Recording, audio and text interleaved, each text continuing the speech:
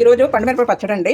ఇది మన 3 రోజుల నాడు 2 కేజీలు పండుమిరపకాయలు, అర కేజీ చింతపండు, పావు కేజీ బెల్లము వేసుకోవాలి.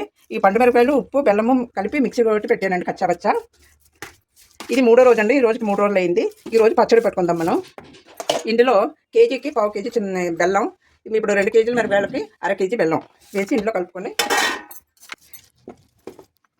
2 కేజీలు పండుమిరపకాయలు, అర కేజీ చింతపండు, అర కేజీ బెల్లం ఈ మిక్సీ ఇప్పుడు మిక్సీ వేసుకోవాలండి. కొద్దిగా వేసుకొని మిక్సీ చేసుకోవాలి.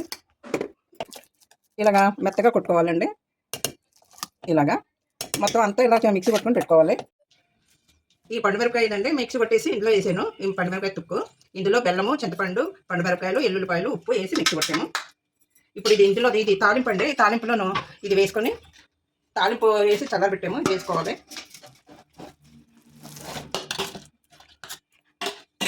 ఇందులో కొంచెం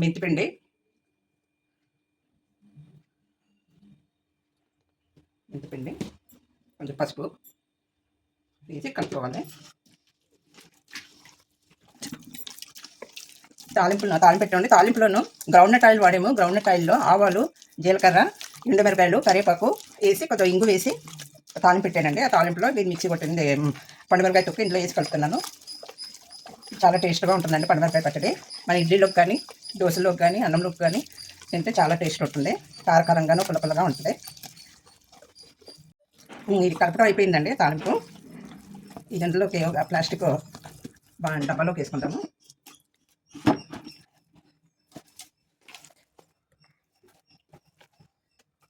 ఏమంటే ప్లాస్టిక్ దీంట్లో వేసానండి. ఇది మీకు సంవత్సరం వరకు నిల్వ ఉంటుంది. ఏం పాడవదు. చెమ్మ అది తగలకూడదు అంతే. చాలా టేస్ట్గా ఉంటుంది.